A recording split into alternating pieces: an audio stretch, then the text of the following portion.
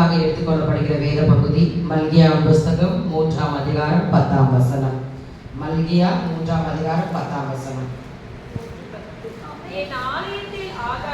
என் ஆலயத்தில் ஆகாரம் உண்டாயிருக்கும்படி தசம பாகங்களை எல்லாம் பண்டசாலையிலே கொண்டு வாருங்கள். அப்பொழுது நான் வானத்தின் பலகணிகளை திறந்து இடம் கொள்ளாமற் போகும் மட்டும் உங்கள் மேல் ஆசீர்வாதத்தை வர்ஷிக்க மாட்டேனோ என்று அதனால் என்னை சோதித்து பாருங்கள் என்று சேனைகளின் கர்த்தர் சொல்கிறார். இந்த வசனத்தினுடைய 2ஆம் பாகத்தை மாத்திரம் பார்ப்போம். இந்த இடத்துல அவர் என்ன சொல்கிறார்? நான் வானத்தின் பலகணிகளை திறந்து இடம் கொள்ளாமற் போகும் மட்டும் உங்கள் மேல் ஆசீர்வாதத்தை வர்ஷிக்க மாட்டோனோ என்று அதனால் என்னை சோதித்து பாருங்கள். கர்த்தர் வானத்தின் பலகணிகளை திறந்து இப்பொழுது வந்திருக்கிற ஒவ்வொருவரையும் அவர் ஆசீர்வதிக்க போகிறார். எதற்காக ஆண்டவர் வானத்தின் பலகணிகளை திறக்க வேண்டும்? பலகணிகள் என்றால் மதகுகள் என்ற அர்த்தம் இருக்கிறது, ஜன்னல் என்ற ஒரு அர்த்தம் இருக்கிறது. ஆங்கில வேதாகமத்துல பார்க்க வேண்டுமானால் அது விண்டோஸ் ஆஃப் ஹெவன் சொல்லுவாங்க, பரலோகத்தின் ஜன்னல் அப்படின்ட்டு சொல்லப்படுகிறது. இந்த மாதிரி அந்த பலகணிகளை நமக்காக அவர் திறந்து ஆசீர்வாதத்தை தர அவர் வல்லவராய் காணப்படுகிறார். இந்த பலகணியோட வார்த்தைக்கு அர்த்தம் நம்ம புரிய வேண்டுமானால் வேதத்துல முதலாக ஆதியாகமம் புஸ்தகத்திலே 6ஆம் அதிகாரம் 16ஆம் வசனத்திலே அது குறிக்கப்பட்டது. வாசிப்போம். ஆதியாகமம் 6:16.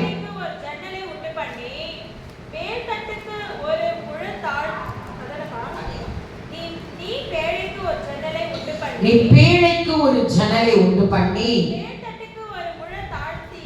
மேல் தட்டுக்கு ஒரு முழம் தாழ்ந்து கீழே செய்து முடித்து பேழையின் கதவை அதன் பக்கத்தில் வைத்து கீழ் அறைகளையும் 2ஆம் தட்டின் அறைகளிலும் 3ஆம் தட்டின் அறைகளையும் பண்ண வேண்டும். போதும். இந்த இடத்துல நோவா தேவனுடைய ஆலோசனை வழியாக ஒரு பேழையை அவர் என்ன பண்ணுகிறார்? உண்டு பண்ணுகிறார். அந்த உண்டு பண்ணும்போது முக்கியமாக கர்த்தர் முதலாவது கதவு வைப்பதற்கு முன்பதாக ஒரு ஜன்னலை வைக்க சொல்கிறார். அந்த ஜன்னல் அவர்கள் இருந்த அந்த 40 நாட்கள் அளவும் அது என்ன பண்ணவில்லை? திறக்கப்படாதவை காணப்பட்டது. கதவு ஒருமுறை திறக்கப்பட்டது. எல்லா ஜனங்களும் அவர்கள் அந்த 8 பேர் மற்றும் விலங்குகள் எல்லாம் என்ன பண்ணாங்க? கடந்து செல்லும்படியாக அது திறக்கப்பட்டது. அது தேவனால் மீண்டுமாக மூடப்பட்டது. ஆனால் இந்த ஜன்னல் 40 நாள் அளவும் அது மூடப்பட்டிருந்தது. அதே அது எதற்காக அந்த ஜன்னல் வைக்கப்பட்டது? நம்ம எல்லாம் வெளிச்சம் வருவதற்கோ இல்லை காற்று வருவதற்கோ. ஆனால் அது மழை பெய்த ஒரு காலமா இருந்தது. வெளிச்சம் நிச்சயமாக அந்த ஜன்னல் மூலமாக வந்திருக்காது. அப்பொழுது அவர்கள் என்ன பண்ண, ஒரு விலங்குகளோ அந்த இடத்துல அவர்கள் வைத்து அந்த வெளிச்சத்துக்கான காரியங்களை வைத்திருப்பாங்க. ஆனால் இந்த ஜன்னல் எதற்காக வைக்கப்பட்டது? அதே ஆதியாகமம் புஸ்தகத்தை 8ஆம் அதிகாரம் 6ஆம் வசனத்துல அவர் 40 நாளளவும் அந்த ஜன்னலை வாசிங்க. பூமியின் மேல் ஜலம் குறைந்து போயிட்டு 40 நாள் சென்றபின் நோவா தன் பேழையை செய்து ஜன்னலை திறந்து போதும். அவங்க எப்ப திறக்கிறாங்க? 40 நாள் கழித்து தானே பண்றாங்க அந்த ஜன்னலை திறக்கிறாங்க. ஜன்னலை திறந்தது எதற்காக? அந்த ஜன்னல் பர்பஸ் ஆஃப் அந்த விண்டோ எதற்காக காணப்படுகிறது என்றால் ஏதோ ஒன்றை அந்த ஜன்னல் மூலமாக வெளியே அனுப்ப வேண்டும் என்பதற்காகவே அந்த ஜன்னல் வைக்கப்பட்டது. நமக்கு எல்லாருக்கும் தெரியும், முதலாவது எந்த பறவையை வெளியே அனுப்புனாங்க? காகத்தை அனுப்புறாங்க. அதன் பிற்பாடு புறாவை அனுப்புறாங்க. சோ 2 பறவைகள் அந்த ஜன்னல் வழியாக அது வெளியேற்றப்பட்டது. அப்ப ஜன்னல் என்ற ஒரு வார்த்தைக்கு அர்த்தம் என்ன? ஏதோ ஒரு காரியம் அந்த உள்ளே இருந்து வெளியே அனுப்பப்பட வேண்டும். நமக்கும் கூட உள்ளே இருந்து வெளியே அனுப்புவதற்காக வானத்தின் பலகணிகளை கர்த்தர் அவர் திறக்க வல்லவராய் காணப்படுகிறார். அவர் ஒரு காரியத்தை வெளியே அனுப்பப்பட வேண்டும் என்பதற்காகவே அந்த வானத்தின் பலகணிகளை நமக்காக அவர் உண்டு பண்ணினார். நோவாவுக்கும் அப்படியாக காணப்பட்டது. இந்த காகம் என்பதற்கு நியாய தீர்ப்பு என்று ஒரு அடையாளத்தை காண்கிறோம். இந்த காகத்துக்கு என்ன அடையாளம்? நியாய தீர்ப்பு. புறா என்றால் ஆசீர்வாதத்திற்கு ஒரு அடையாளமாய் காணப்படுகிறது. சோ ஜன்னலை திறந்த முதலாவது என்ன காரியம் வெளிப்பட்டது? நியாய தீர்ப்பு வெளிப்பட்டது. இரண்டாவது ஆசீர்வாதம் வெளிப்பட்டது. இந்த நியாய தீர்ப்பும் ஆசீர்வாதமும் வெளியேற்றப்பட்டது. அந்த வெளியேற்றப்பட்டது நிமித்தமாக நாம் எதை சுதந்திரிக்கிறவர்களாக காணப்படுகிறோம்? ஜன்னல் வழியாக, அந்த பலகணி வழியாக நியாய தீர்ப்பு நமக்கு காணப்படுகிறது. ஏசியாவின் புஸ்தகம் 24ஆம் அதிகாரம் 18ஆம் வசனத்தை வாசிப்போம். ஏசியா 24:18.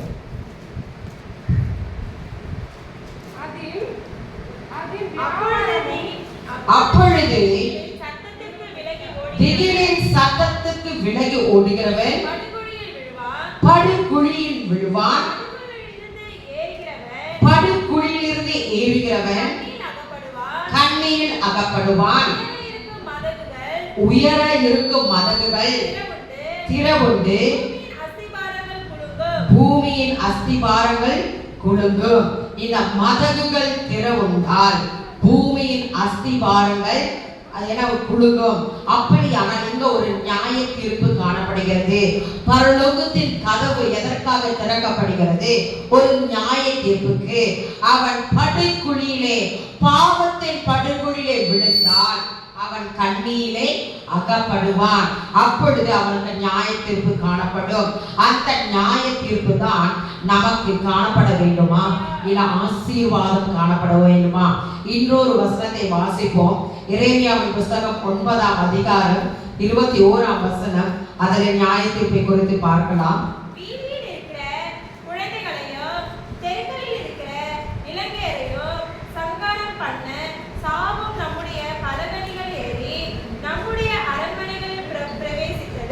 இந்த இடத்துல என்ன? சங்காரம் பண்ண சாவு நம்முடைய பலகணிகளில் ஏறி.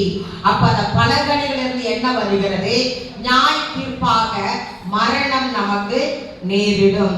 அந்த மரணத்துக்கு விலகி தப்பி ஓடுவதற்காகத்தான் கர்த்தர் ஆசீர்வாதமான புறாவை அந்த ஜன்னலில் இருந்து வெளியே அவர் அனுப்புகிறவர் வல்லவராய் காணப்பட்டார். நாம் இந்த காரியத்தை குறித்து ஒரு உதாரணத்தோடு பார்ப்போம். 2 ராஜாக்களின் புஸ்தகம் 13ஆம் அதிகாரம் 16-17 கர்த்தருடைய ரட்சிப்பின் அம்பாக இந்த இடத்துல வாசிக்கிறோம். 2 ராஜாக்கள் 13ஆம் அதிகாரம்.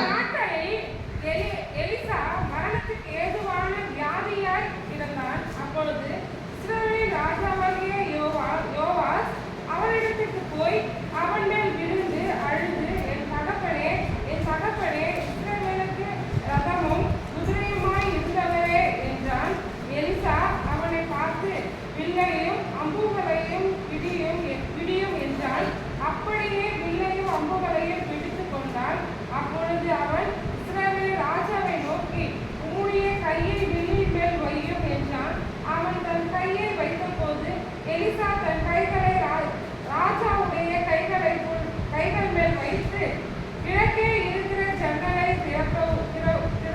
திறவும் என்றான்.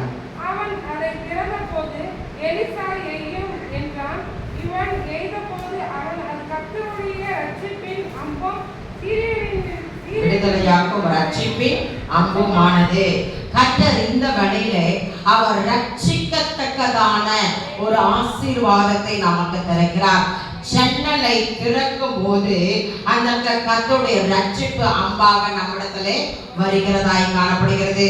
மீண்டுமாக இந்த மல்கியா 3ஆம் அதிகாரம் 10ஆம் வசனத்தை நாம் அந்த கடைசி பகுதி மாத்திரம் வாசிப்போம். எல்லாரும் சேர்ந்து வாசிப்போம். கர்த்தருடைய ஆசீர்வாதம் நமக்கு கிடைக்கும்படியாக. அப்பொழுது நான் வானத்தின் பல கனிகளை திறந்து இடம் கொள்ளாமற் போகும் மட்டும் உங்கள் மேல் ஆசீர்வாதத்தை வர்ஷிக்க மாட்டோமோ என்று அதனாலே சோதித்து பாருங்கள். வானத்தின் பலகணிகளை திறந்து கர்த்தர் நம்மை ஆசீர்வதிக்க வல்லவராய் காணப்படுகிறார். நமக்கு நியாய தீர்ப்பு வேண்டுமா இல்ல ஆசீர்வாதம் வேண்டுமா? ஆசீர்வாதம் நமக்கு வேண்டுமானால் என்ன காரியம் நாம் செய்ய வேண்டும் என்பதை நாம் பார்க்கலாம். 2 ராஜாக்களின் புத்தகம் 7ஆம் அதிகாரம் 1-2 வசனத்தை வாசிப்போம். 2 ராஜாக்கள் 7ஆம் அதிகாரம். அப்பொழுது எலிசா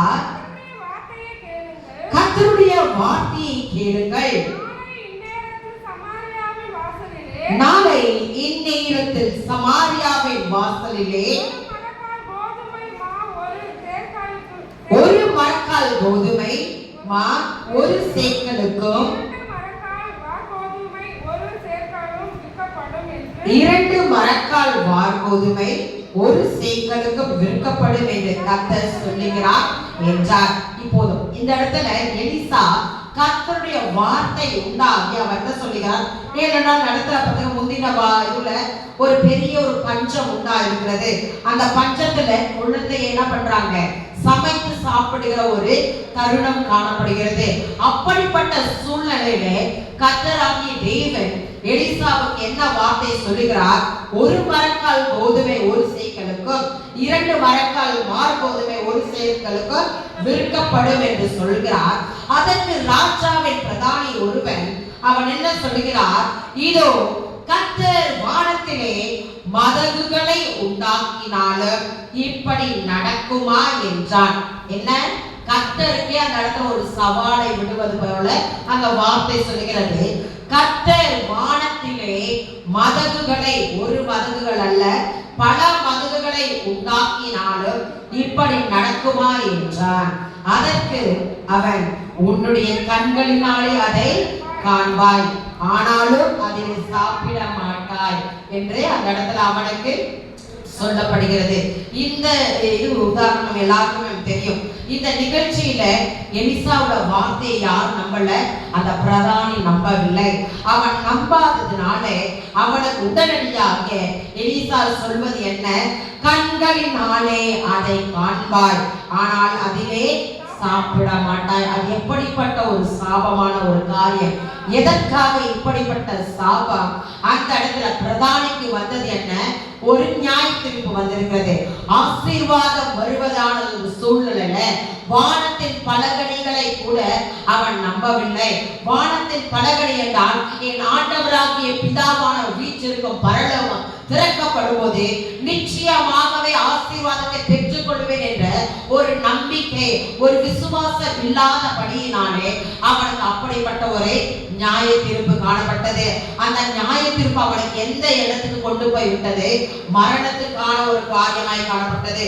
அதிகாரத்துல 17ஆம் வசனம், ராஜா தனக்கு கையிலாக கொடுக்கிற அந்த பிரதானியை ஒளிமுக வாசலில் விசாரிப்பாய் இருக்க கட்டளை இட்டிருந்தான். ஒளிமுக வாசலிலே ஜனங்கள் அவனை நெருக்கி மிதித்ததினாலே ராஜா தேவனுடைய மனுஷனிடத்தில் வந்தபோது சொல்லி இருந்தபடியாக செத்து போனான். அவன் என்ன? ராஜா கையலாக கொடுக்கிறவன், ராஜாவோட எப்பொழுது இருக்கிறவன் என்ன பண்ணிட்டாங்க? அவனை விசாரிக்கும்படியாக ஒளிமுக வாசலில் அவன் கொண்டு வந்து நிற்கப்பட்டான். அந்த இடத்துல ஜனங்கள் அந்த கோதுமைகளை எல்லாம் வாங்குவதற்காக அங்கும் எங்கும் அவர்கள் கடந்து போகும்போது அந்த இடத்துல என்ன ஆகிவிட்டது? அவன் மிதிக்கப்பட்டான். மிதிக்கப்பட்ட அந்த வார்த்தை 19ஆம் வசனத்தை வாசிப்போம். அதற்கு அந்த பிரதானி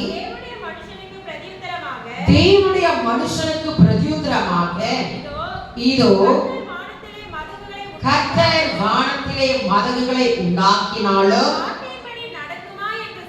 இந்த வார்த்தையின்படி நடக்குமா என்று சொல்ல இவன், இதோ உன்னுடைய கண்களினாலே அதை காண்பாய், ஆனாலும் அதிலே சாப்பிட மாட்டாய் என்றானே. அந்த பிரகாரமாத்தானே அவனுக்கு நடந்தது. நம்மளோட வார்த்தைக்கு வல்லமை இருக்குங்க. நம்ம என்ன பேசுறோமோ அதையே கர்த்தர் நமக்கு என்ன பண்ணுவாரு? நியாய தீர்ப்பாகவும் ஆசீர்வாதமாக கொடுப்பார். அவர் மரணத்தின் ஜீவனையும் நாவின் அதிகாரத்தையும் அதிகாரத்தில் கொடுத்தவராய் காணப்படுகிறார். சோ நமக்கு வாழ்வும் மரணமும் எதுல இருக்கு? நம்மளுடைய நாவல தான் இருக்கு. மற்றவர்களுடைய ஆசீர்வாதமோ, மற்றவர்கள் நம்மை ஆசீர்வாதத்தால் நான் ஆசீர்வாதமாய் இருப்பேன், மற்றவர்கள் சபித்தால் நான் சாபமாய் போவேன் என்று அல்ல. நம் வார்த்தையிலே நாம் ஜாக்கிரதை உள்ளவர்களாய் காணப்பட வேண்டும். இந்த பிரதானி அநேக அற்புதங்கள் எலியா மூலம் பார்த்திருக்கலாம், எலிசா மூலம் பார்த்திருக்கலாம். அவர் அநேக முற்பிதாக்கள் செய்த காரியங்கள் எல்லாம் அவன் அறிந்தவனாய் இருக்கலாம். ஆனால் அந்த இடத்துல தேவனை அவன் பரீட்சை பார்த்தவனாய் காணப்பட்டான். தேவ வார்த்தைக்கு அவன் செவி கொடுக்காதவனாய் காணப்பட்டது நிமித்தமாக, ஏனென்றால் ஒரு பஞ்ச காலத்திலே ஆசீர்வாதமான வார்த்தை சொல்லப்படும் போது யாராயிருந்தாலும் என்ன பண்ணுவாங்க? அதை நம்புவாங்க. அப்படியே ஆகட்டும் என்று அவர்கள் என்ன பண்ணுவாங்க? கீழ்ப்படிவார்கள். அதற்காக அவர்கள் எதிர்நோக்கி கொண்டிருப்பாங்க, அதற்காக காத்து கொண்டிருப்பாங்க.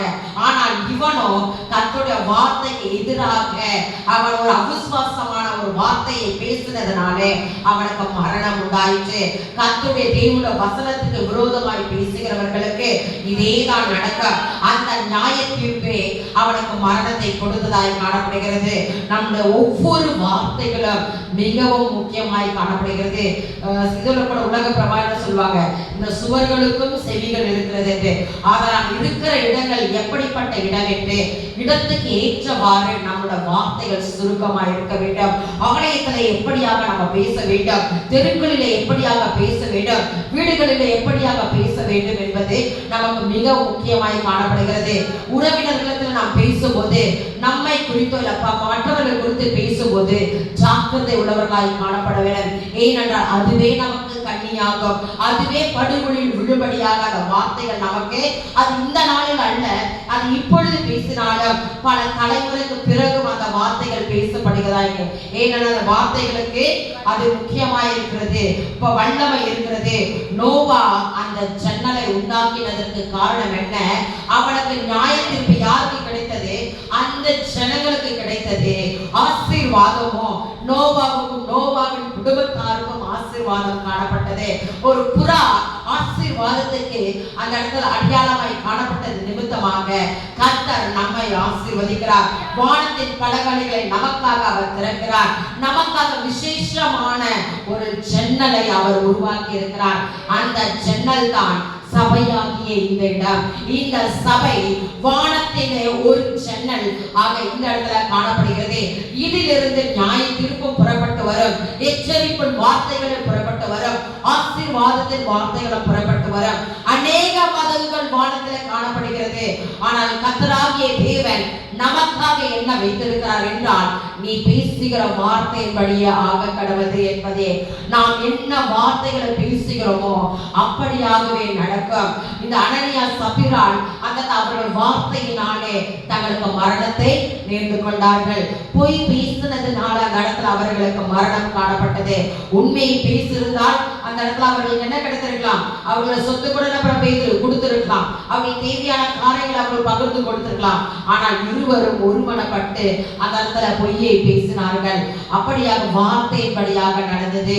நாம் கர்த்தருடைய வார்த்தைக்காக காத்து கொண்டிருக்கும் போது, அவர் வார்த்தை குறித்து பேசும்போது நம் வார்த்தைகளுக்கும் அதே வல்லமையை கர்த்தர் கொடுக்கிறார்.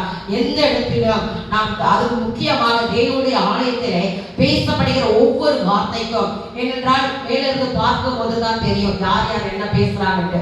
அப்படி அவங்க பார்க்கும்போது என்ன, பிரசங்கியார் பேசும்போது இந்த இடத்துல ஒரு வார்த்தை பேசும்போது அவர்களுக்கு ஒரே இடரலாய் காணப்படும். நாம் வேத வசனத்தான் கேட்போம், ஆனால் சுருக்கமாக அமைதியாக பேசும்போது யாருக்கும் ஒரு இடரல் காணப்படாது. ஆனால் அதை அவர்கள் கேட்கும் போது நமக்கு மனக்கசப்புகள் காணப்படுகிறது, வருத்தம் உண்டாகிறது. அதற்கு நாம் இடம் கொடாதபடி நாம் கர்த்தருடைய சமூகத்திலே அமைதலாய் காணப்படும் போது, கேட்கிறதுக்கு நாம் தீவிரமாய் காணப்படும் போது, அந்த கேட்ட வார்த்தை படியாக நாம் பேசும்போது நமக்கு ஆசீர்வாதம் உண்டாகிறது. வாயின் வார்த்தைகள் மீது நாம் எச்சரிக்கையாக இருக்க வேண்டும். இந்த வழியில நாம் நமக்காக அநேக கதவுகள் மூடப்பட்டு இருந்தது, ஆனால் ஒரு ஜன்னல் திறந்தது நிமித்தமாக நோவாவின் குடும்பம் ஆசீர்வதிக்கப்பட்டது. நமக்காக இந்த ஒரு சபை திறந்திருப்பதினால நாம் ஒவ்வொருவருக்கும் கர்த்தர் ஒரு வித்தியாசமான ஆசீர்வாதத்தை வைத்திருக்கிறார். நம்முடைய ஒவ்வொரு வாழ்க்கையை நாம் நிதானித்து பார்க்கும்போது மற்றவர்களை காட்டிலும் நாளிலும் நாம் ஆசீர்வதிக்கப்பட்டிருக்கிறோம். எத்தனையோ விஷயத்துல அநேகருக்கு இல்லாத காரியம் கர்த்தர் நமக்கு கொடுத்திருக்கிறார். இந்த நேரத்தில் ஜீவனை கொடுத்திருக்கிறார். நம்மோட கூட இந்த ஆண்டை தொடங்கினவர்கள் அநேகர், ஆனால் இந்த வழியில் இல்லாமல் இருக்கிறார்கள். சிறு வயதானவர்களா மறித்து போறாங்க. நடந்து போகும்போது மரணம், தூங்கி எழுந்திருக்கும் போது மரணம். ஆனால் கர்த்தராகிய தேவன் நமக்கு அவர் ஜீவனை கொடுத்திருக்கிறார். அது பெரிதான ஒரு ஆசீர்வாதம். ஜீவனை மாத்திரமல்ல, சுகத்தை கொடுத்திருக்கிறார். நின்று கொண்டு நாம் பேசும்படியான ஒரு ஜீவனை கொடுத்திருக்கிறார். ஜீவனும் இந்த சுகமும் நமக்கு எப்படியாய் காணப்படுகிறது? ஆசீர்வாதமாய் காணப்படுகிறது. வானத்தின் பலகணிகள் எனக்காக திறக்கப்பட வேண்டும் என்று விசுவாசத்தோடு கர்த்தருடைய கரத்தில் நம்ம ஒப்பு கொடுப்போமா? எல்லாரும் முழங்கால் படியிட்டு, ஆண்டவரே எனக்காக ஆண்டவர் வானத்தின் பலகணிகளை திறப்பீராக. ஆவியானவரே, அது நியாய தீர்ப்பும் ஆசீர்வாதம் புறப்பட்டு வருகிறதப்பா. அந்த எச்சரிப்பின் சத்தத்தை கேட்டு நான் ஆசீர்வாதத்துக்கு பாத்திரனா என்னை மாற்றுங்கப்பா, என்னை தகுதிப்படுத்துங்கப்பா. என் வார்த்தைகள் ஆண்டவரே உமக்கு பிரியமாய் இருப்பதாக, எந்த இடத்தில் எப்படி பேச வேண்டும் என்று ஆவியானவர் எங்களுக்கு உணர்த்துங்கப்பா. நான் பேசுகிற வார்த்தை நிமித்தமாக நான் சபிக்கப்படுகிறேன் ஆண்டவரே, நான் தூஷிக்கப்படுகிறேனப்பா ஆண்டவரே. இனிய அப்படியே காணப்படாதபடி இந்த நாள் எனக்கு ஒரு மாறுதலின் நாளாய் காணப்படுவதாக. என் வார்த்தைகளால் நான் புகழப்பட வேண்டும். என் வார்த்தையினால் நான் என்னை கர்த்தர் நீர் மகிமைப்படுத்த வேண்டும். உம்முடைய நாம மகிமைப்படுத்துவதாக. அநேக நேரங்களில் இவர்கள் கிறிஸ்தவர்களா என்று சொல்லும் போது அவர்கள் நம்மை தூஷிக்கல, ஆண்டவராகிய இயேசு கிறிஸ்துவின் நாமம் தூஷிக்கப்படுகிறது. அவருடைய நாமத்தை வீணிலே வழங்காதபடி நாம் அதற்கு காரணமா இருக்கக்கூடாது. அதுவே நமக்கு கொடுக்கப்பட்ட முக்கியமான ஒரு கட்டளையா இருக்கிறது. அப்படியாக ஆண்டவரே என்னை மன்னியுங்கப்பா.